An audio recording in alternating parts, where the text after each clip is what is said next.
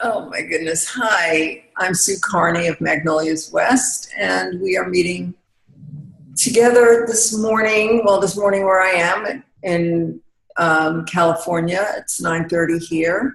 We're meeting to have our full moon circle. This is our 30-minute women's circle that we have at each new and full moon, or the day before each new and full moon, to get into the energy, to acknowledge the phase of the moon, and to celebrate. In the full moons, we celebrate what has come our way, give gratitude, and also reach out to be supported and support each other, and to listen and to be heard. So welcome to the circle. This full moon tomorrow will be the full moon in Virgo, which is really good reminder for me, since I'm looking for home. I have to move by the end of this month. I have been deep into the search for about 3 weeks now, and it's quite a journey, the journey home. And Virgo is earth. Virgo is practical. Virgo is making those lists and checking stuff off. And I'm really happy to bask under the light of this coming full moon. So I want to introduce my guest, and then I will take a few minutes for us to get grounded together in circle. And a little bit of meditation, a little bit of somatic body thing that I have up my sleeve. Mm-hmm. And then Eleanor Healy, who's my guest today, and I will talk. Eleanor, why don't you just introduce yourself, and then I'll do the grounding. Sure. So thank you so much for inviting me. I'm so happy to be with you here. And I'm very excited to join the circle and be part of your monthly gathering. And I'll introduce myself, and I'll tell you that this is extremely relevant, this topic today, but I digress. So basically, in a nutshell, you probably know that a lot of women struggle to be themselves. And over the years, I've developed a way to help women take their power back so they can become who they're truly meant to be. And that's what I focus on. I have a background I'm a Reiki master. I've been for close to 8 years, and a holistic nutritionist since 2008, and a former child and youth care counselor. So I combine those tools and strategies to work with women, as I said, to help them bring their power back so that they can really go after their dreams and express themselves in a true way. And my business is called Truly Me, and it's all been about me really developing into my true self and growing into being truly me. So it's been a wonderful and, I'm not going to lie, a challenging journey, but I'm very happy to be here and to be actually on my spiritual path. So. Yeah, I think, and this is a little digression too, but I just want to acknowledge what you just said and say that I think that those of us that have survived challenges, mm-hmm. big, medium, and small, have so much to give. Yes, very true. Yeah, so thank you for the work that you're doing. Thank you. So for getting connected and grounding today, if you can, sit in a way that you can have your spine be relaxed but upright. If you can, feel your feet on the floor. And if you can, put down whatever's in your hands. So you can rest your hands in your lap or on your knees, whatever is good for you, and close your eyes. Because I've been so consumed with research and details and spreadsheets, it got to the point where I needed a spreadsheet to remember whose name was related to what housing opportunity. I've been up in my head a lot, and that makes me think of this meditation that my Tai Chi teacher taught me decades ago. about sinking the E. And that's his word. He spelled it the letter I. The E, he said, stood for mind, thought. And I've been so up in my head with my mind and my thoughts that I really have had trouble feeling my feet on the ground and feeling my heart and being aware of my breath and staying with a relaxed, intentional breath and not getting stressed. So let's try this together.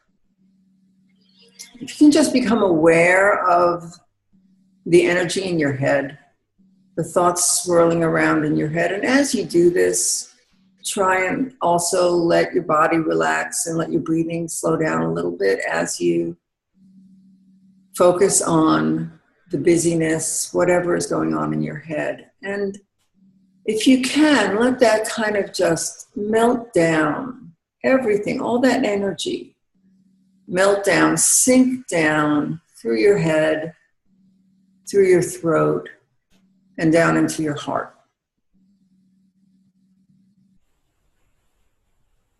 This should already make you feel lighter.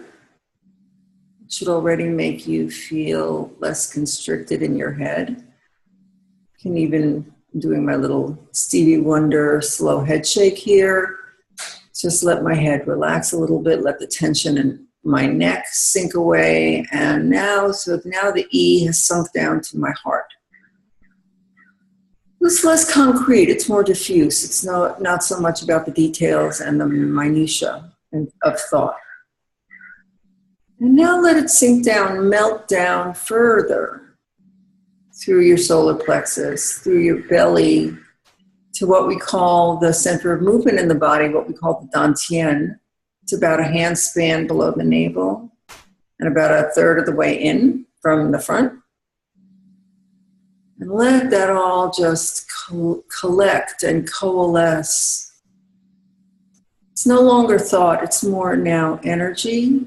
It's more maybe the divine star stuff of which you are made. And now with a lighter head and a lighter heart, we'll take a few slow, intentional breaths together. Following the breath as you inhale, all the way up to the end of the inhale, and then following the breath out to the end of the exhale. Following your breath in, and following your breath out.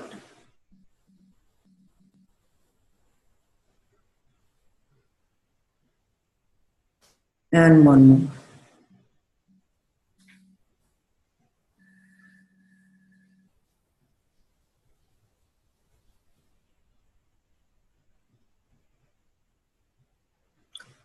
And trying to not lose that connection to the relaxation of your death grip on your thoughts. Let's come back together into the room. And this is a somatic thing that I like to do. I've had, with managing all of this and the hit it's taking on my business and the worries about it, I've had a lot of fear. So one of the ways that I've learned, and this comes from Alice Burmeister's Touch of Healing book, one of the ways I've learned to remind my body that fear is not particularly necessary and definitely not wanted in this moment, to take one hand, take your right hand for starters, and just kind of gently squeeze and pull on your thumb, your index finger. You're going to just do the fingers in order, a couple of seconds for each one.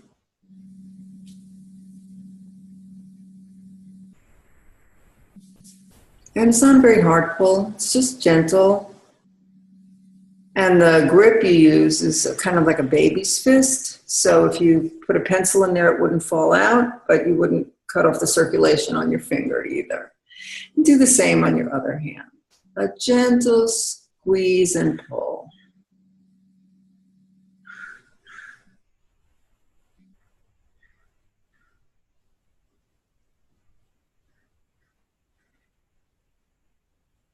And after you finish, both hands, and take your right hand and wrap it around your rib cage under your left arm, and your left hand outside your right shoulder, and just give yourself a gentle rocking squeeze. That's an easy one to do pretty much anywhere. And I've been using it, so I wanted to share that with you. So Eleanor, it's amazing how serendipity works. I had at the beginning of the year when I laid out the calendar for these calls, I had potential themes in mind, but for me, the theme for this call kind of created itself just by circumstance. And then you told me that this is something that you have some familiarity with, this thing about having to change home, find home. Do you want to share a little bit about that? Absolutely. I definitely feel like I was meant to be on this call, because when you were talking about that, I just thought, okay, this is my theme of my life pretty much. So I'm a nomad. My parents are Buddhists, and they traveled around the world with their spiritual teacher. And so basically, I kind of came out of the womb with a suitcase, I like to say. And I don't know if are you hearing feedback or? No. Okay, I'm hearing a bit of kickback noise, so I'm just wondering if I should put in my headset. I hear the geese outside my window, but that's all I hear. That's what it is. Okay. This home is on the harbor, and I'm neighbors with some maniac shorebirds. Oh, that's great. Okay, wonderful. I love geese. So basically my parents, kind of, I feel like through osmosis, I just picked up, and I've always had the travel bug. So aside from that, I basically moved around a lot earlier in life because of trying to find myself. So it was like the home thing was the finding a home was trying to find myself, and the two were interlinked. So when I was 18, I moved out of my home, and I traveled, and I basically moved from place to place to place to a total of probably 35 to 40 places within a 10-year span. And it would be literally 3 months, 6 months. At the time when I was really in this cycle, it was rare that like a year was a long time. Wow. A long time. And I just constantly had this urge to get up and go to the next place. And a lot of it was through chaos. So it was, my healing journey. And it wasn't necessarily brought on by great feelings or good feelings like, I'm going to move again. It was more like, I have to move again. I have to move, and I'm on the move. And one saying that really stuck out to me a lot was the, I don't know who said it, but it's wherever you go, there you are. Okay. And I didn't realize that until, many years. That took like a 10, 15 year span for me to figure that one out, that it didn't matter how far I went or how often I moved. This searching, so it had two pieces. It was like the searching piece to find myself, and then also the running piece, running from myself. So it was like a constant push and pull of not wanting to stop to face, what I needed to learn or find out more about myself, or get grounded in the fact that I'm, no matter where I go, there I am. And the other piece, so that was running from myself. And then also that sense of being disconnected from my power, which is why I help women now, is just when you're disconnected from your source and from yourself, your true self, you have this feeling of deep disconnection and a craving for fulfillment, for finding that security. So that was what I was on. I was on this journey of, one thing after another, and it took years and years and years to figure this out. So I'm hoping to shorten it down for people. So what I learned was, basically that I had to go within. I had to go and connect to myself, my higher self, my true self, find out what I was afraid of, face my shadow is what I call it. I do shadow work as well. So facing those parts of myself that I was afraid to see, and to realize that, like no matter where I physically went, it wasn't going to stop until I literally stopped and sat down and in many ways took a look at myself. And it happened in many spiritual ways, finding myself through Reiki and getting connected energetically, and then through the holistic nutrition, getting connected to my body and what foods were going into my body and how I was reacting, and what I was doing and how I felt afterwards with the food piece and the stress. So yeah, it was a ton of moving parts that had to come together for me to realize that moving physically wasn't going to be the answer. And so that's where I came up with the ultimate lesson, and the big the aha moment for me was the reason I have a tagline on some of my things is "You are home" is the tagline, basically. Huh.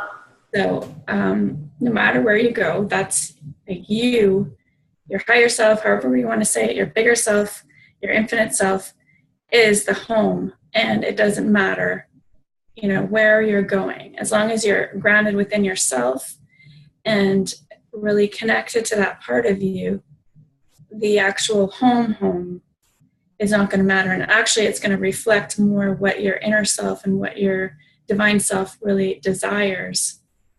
When you get connected to yourself, your outward, your outward experience is going to reflect that. So that's kind of really long-winded. I wrote about this in my book, but it was just really a journey back to myself. So I went around in a big circle. I even went across the world to, Kenya, New Zealand, all over the place.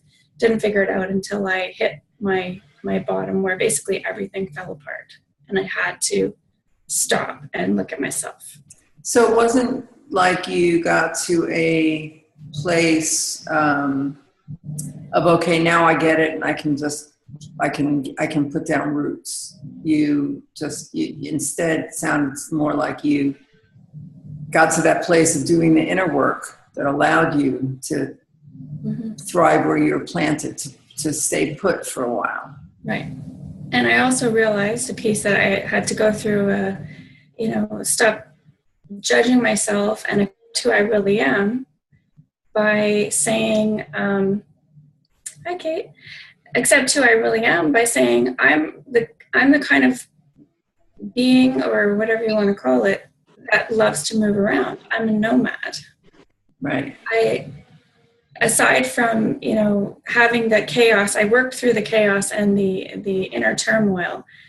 So once that piece was fine, it was like, I still want to move because I'm a nomad, and I love and I thrive on traveling, and I thrive on being among different cultures and living in different places and experiencing that kind of lifestyle. So I still do that to this day, but it's coming from a grounded place, and it's coming from my desire to experience the new and to travel, but be fully grounded and not running. I'm actually doing something that I desire. So that makes sense. Yeah. You reminded me of, I moved to California from New York after, 14 consecutive last winters in New York. Like, I got to get out of here. I can't take it anymore. And I moved across the country to California and woke up with that, all my neuroses have moved with me, all my fears, all my, it's that thing of wherever you go, there you are, or the baggage. In 12-step, many people talk about that as doing a geographic, thinking that changing your location will change your reality. And, so yeah, that's really good. And I got a lot out of what you said about the inside work. Looking at the choices it seems like I'm going to be making of moving into someone's in-law unit. What that means, like a little basement apartment or back apartment, and sharing kitchen and sharing bathroom space with somebody is one of my options. Another option is to move farther away than I hoped I would, but I am just trying to stay connected to the loving hand on my back, and the sense of being guided, and the sense of knowing that this place I'm going, and it is a temporary move for me. I've made a decision that over the next 9 or 12 months, I'm going to figure out where I can live in a semi-retired state without stressing about the money that it costs me. Because I'm getting older now, and this has come as a big wake-up call for me and a great opportunity to figure out where I want to go, hopefully for the last time. So this is an interim move, and it's been really hard. You could probably hear the echo. My housemate had 80% of the furniture in this place, and she moved out this week. This place is bare and echoing with really high ceilings. And I have people coming today to help me get started to sort. So under this full moon weekend, I hope to have the clarity and bright light of the Virgo full moon help guide me on my way. I wanted to say hi to Kate. Hi, Kate. Hi. Are you in your car? I am in my car. Because it was funny that you were talking about moving. I live in my car right now. Oh, tell me. Well, you kind of followed some of the saga of my place that I had gotten in Cambria that I thought was going to be a perfect for now situation. Ended up being a completely imperfect situation. Long story short, my landlady lived upstairs, and she's either unstable or the Wicked Witch of the West. Depends on the mood I'm in where I put her. And it just became unbearable. So I moved out. And I left almost all my, I left all my furniture there that I didn't sell. And I loved my furniture. I bought each piece specifically. But it felt like it was I don't know if it's disencumbering, unencumbering thing. I have what I have in a 5x5 storage unit. And that's all I have. Well, plus what's in the car. And I don't know what the fuck I'm doing. Wow. Where's Cambria, Kate? Where is that? You know where San Luis Obispo is? Oh, yeah. It's on the Central Coast, yeah. Yeah, so it's about 40 minutes north of San Luis Obispo, yeah. I'm actually back in Morro Bay where I lived most of the time, which is about half an hour south of Cambria towards Slough. And I've been doing some really interesting, cool work. But I'm in my car and I have almost no money, and I have been trying to, make money and do that, but it's like, that's not what it's about. But it's like, but I need gas for my car. Really, I do. Wow. And I'm trying to embrace what Eleanor was talking about. This idea of I'm not homeless. I am choosing to be a nomad, or I am choosing this for now because it's taking me to the next thing, or it is what it is, and to kind of embrace it, which is hard, but it's a very interesting idea to me. And talking about leaving, I don't know if you were talking about leaving California. It is so expensive here. It's not quite as expensive here as it is up there. I lived up there for 30 years, so I know what the Bay Area is like. Oh my God, Kate. It's amazing. I moved 18 months ago and rental prices have gone up 25%. It's not sustainable. No, it isn't, which is why I'm considering moving to Arizona. Yeah, well, that's what I'm looking at. That's what my next 9 months to a year is about. There are all these articles about cities you can live on your Social Security, or cities that you can be close to living in on your Social Security. And that's what I'm going to have to identify. Yeah, I mean, I have friends who live in Arizona up by Sedona, which is where I would want to be. And I mean, you can rent a 1-bedroom apartment for, I haven't seen them, but like $600 to $800 a month, which for you and I is absolutely ridiculous. Well, I've been paying $1,600 now, and I can barely find anything at that price range. I know, and it's half that. Yeah, you can rent a 1-bedroom apartment. I understand really nice ones in Languedoc and Roussillon in France as well. And they take good care of Americans. That's that. Oh yeah. Well, that doesn't seem possible for me right now. But a lot of the work I've been doing has been about working with the stars and connecting with my star self and all of this. And when I visualize the stars, it's a desert star. It's a desert night. That's interesting. Okay. It's not a beach night. I mean, I don't conjure it up. That's just what appears. And so I'm thinking, well, I don't know. I don't know. I've always thrived in it. I have the same kind of vision too. I was talking earlier about how I moved, 35 to 38 times in a 10-year span. And my happiest moments, my most joyful experiences were in a desert. So I lived in a desert in British Columbia. There's an interior of British Columbia that's a desert.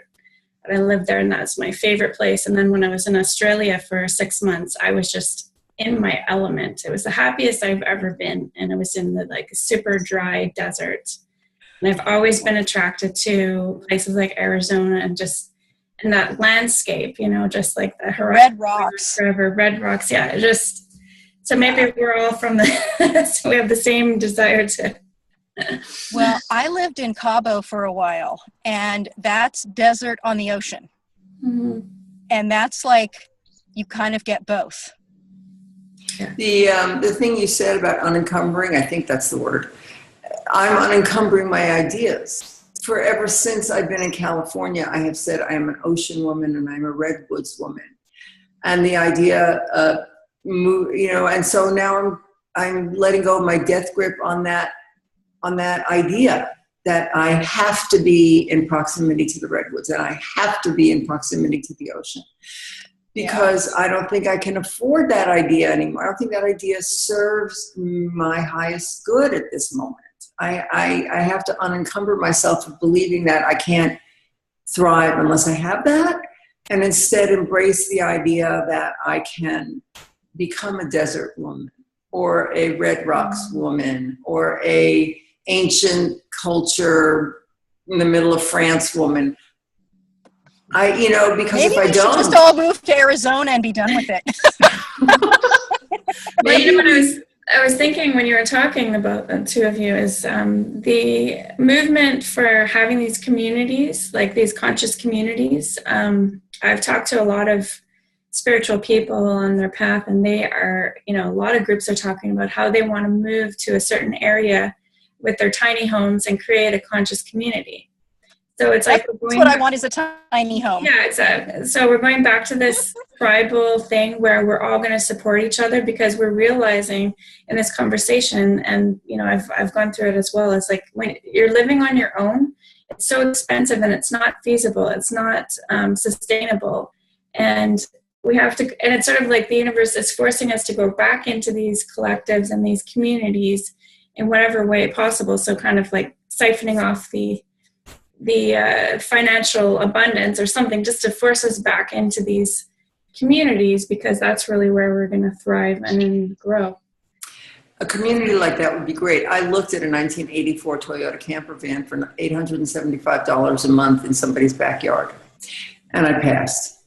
Mm-hmm. The refrigerator was outside. I would have been able to put in 14 horizontal inches of hanging clothes and whatever else I could fit into the cubbies and the passenger seat and the front seat of this van. And I wasn't ready. I did apply for 350 square foot tiny house. I don't know if I can do it. And then there's all the other things I'm looking at letting go of, like my belief that I must have a gas stove and wood floor. I must, in order to thrive, I must have these things. And I don't like carpet, and I don't like electric. And so, oh my God, there's so many layers being peeled off my comfort zone. Mm-hmm. And it's really challenging. We lost Kate. So is the full moon is about releasing, is that right? No, the new moon's more about releasing. The new moon is more about going inside. Oh, she's back. Good. Going inside and releasing what no longer serves. Connection. Okay, well, you have one. That's good. I do. I just moved about 15 feet. And we're going to be, this call is going to be ended by Zoom pretty soon because I'm still on the free plan, and it limits the time that I can have more than one person on the call with me. Oh. So we don't have much more time, but I wanted to complete that thought, but I lost it. So what was I saying? Peeling back the layers. Yeah, all of that, letting go of my or looking at my preferences and my desires and the opportunities that are coming my way, and trying to find the best matchup. I blogged about this yesterday, and one of my commenters said, pick the things you really desire the most and build your discernment around that. Yeah. So that may land up with me out of the Bay Area. It may land up with me in Concord, sharing a house with a 22-year-old woman who works out of the home most of the time, has 2 dogs, never cooks, has a big kitchen for me to make my own. That may be the answer. Or one of these shares may be the answer. I don't know.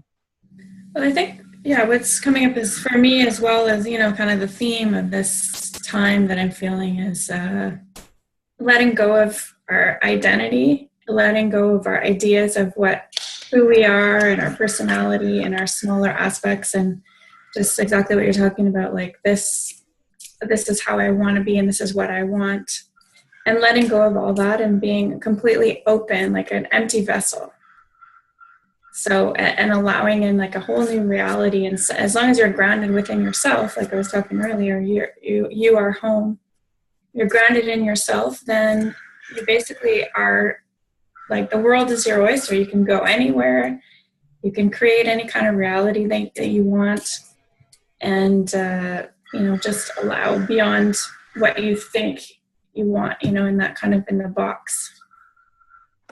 So I thought go ahead. I was just going to say I've been feeling the same thing. But Eleanor, thank you for putting it that way, because that I got it in a different way. You know how somebody says something that you already know, but they say it in a slightly different way, and it's like, oh, yeah. Because I have been. I mean, if I could have something larger than a Honda Civic, and some money for gas and whatnot, I would actually be fine wandering around. And not staying here, because everything is telling me, at least the way I've been living here, is not the way for me. It's not. It was my place. It's no longer my place. Yeah. And letting go of all those preconceived ideas of what I think I want and what I think I have to have. And, what really makes me happy. Is it really being near the ocean, or is it something else that's more intrinsic? Yeah, I totally got it. And Kate, maybe there are more conversations we should be having. Maybe we should. I am. Well, 2 people tried to put us together a couple weeks ago. Oh, I remember that. Yes, we weren't paying attention, I guess. It was Sasheen and somebody else. Yeah. Mila. Yeah. Mila. So I'm going to pull a card for us, just a card from my Earthbound Oracle deck, because why not? Great. Because why not? We need the Earthbound stuff right now. Yeah. Yes, thank you, full moon in Virgo. Okay, so the card I pulled is message.